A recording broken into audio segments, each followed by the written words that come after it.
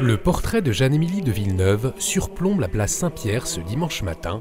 Le pape François s'apprête à célébrer la messe de canonisation pour déclarer sainte la fondatrice de la congrégation des Sœurs de Notre-Dame de l'Immaculée Conception de Castres. Saint-Père, la Mère Église demande à votre sainteté d'inscrire les bienheureuses Giovanne et Emilia de Villeneuve.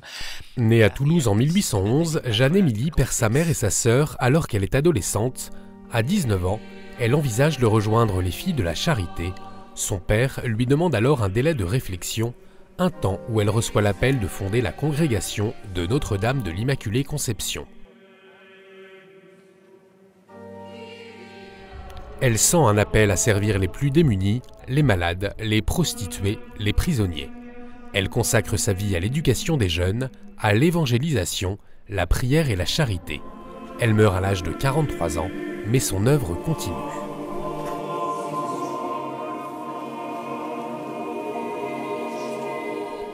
Peu à peu, la communauté s'étend à l'Afrique, car pour Émilie, il faut aller sans hésiter là où la voix du pauvre nous appelle.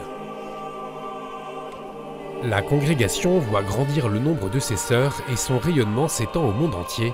Aujourd'hui, la congrégation compte 124 communautés implantées dans 4 continents.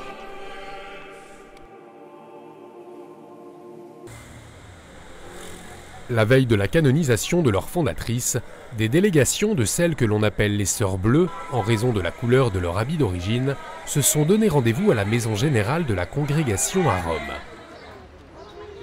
Aujourd'hui, la communauté continue de vivre l'option privilégiée pour les pauvres. Toutes les sœurs sont envoyées en mission pour agir dans les domaines de l'éducation, de la santé et du social. La vocation d'Émilie est formidable parce qu'elle était de la noblesse. Elle a laissé tout pour aller servir les pauvres. Non? Ça, c'est l'essentiel de la congrégation. Pour la fondatrice, il faut chercher Dieu sans relâche dans les plus petites choses quotidiennes. Cette œuvre qu'elle a commencée et qu'aujourd'hui, j'ai la mission avec mes autres sœurs d'animer. J'ai beaucoup à apprendre et à apprendre d'elle. Et comme nous dit Émilie, avant de parler, avant d'agir, il faut consulter le Seigneur. Et j'ai fait l'expérience plusieurs fois dans ma vie.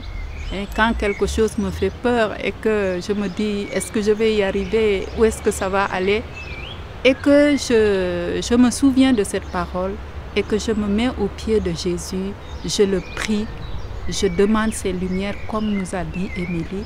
J'ai remarqué que plusieurs fois, je me sens éclairée, je me sens rassurée, je me sens, ou par la suite je vois que tiens, j'avais peur mais au fait, le Seigneur est là et il m'accompagne.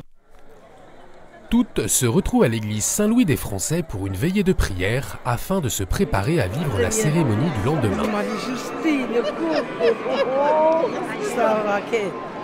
Comment ça va? Très bien. C'est une veillée pour nous situer intérieurement, prier avec Émilie de Villeneuve et remercier le Seigneur pour le don qu'il nous a fait d'avoir une sainte à la famille.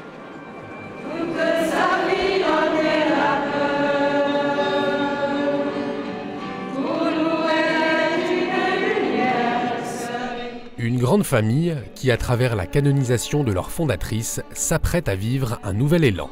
Célébrons avec enthousiasme et joie cette veillée, en souhaitant que cette expérience spirituelle renouvelle notre énergie pour une nouvelle étape. Une nouvelle étape pour la communauté qui a œuvré au processus de canonisation depuis 1945.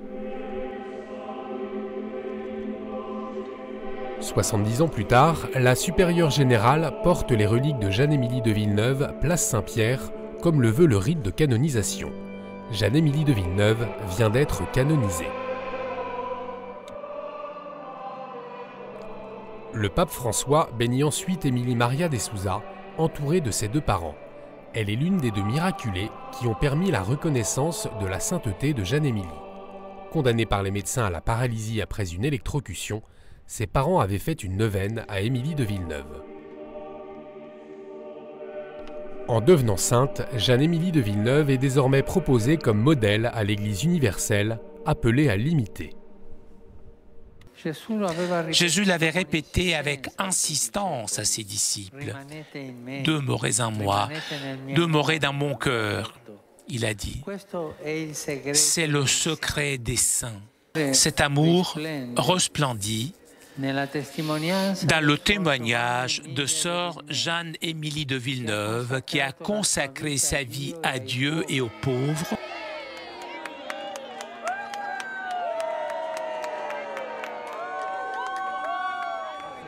Nous sommes tellement contentes avec tout ce qu'on a vécu dans cette cérémonie. On toujours veut suivre ce qu'on a appris d'Émilie de Villeneuve, vivre le charisme, l'amour pour les pauvres spécialement. La canonisation de sœur Émilie de Villeneuve est également une grâce pour le diocèse d'Albi. La première maison fut fondée à Castres le 8 décembre 1836. Une canonisation, c'est à la fois recevoir un modèle, mais pas seulement, c'est recevoir aussi la possibilité d'une personne qui intercède pour nous. Et je crois que ça, c'est un cadeau pour l'Église universelle, mais d'abord pour nous qui la connaissons normalement un peu mieux. À l'occasion de la canonisation de leur fondatrice, la congrégation a annoncé l'année d'Émilie, du 14 mai au 17 mai 2016, pour mettre toujours plus Dieu et le service des plus pauvres au cœur de leur vie.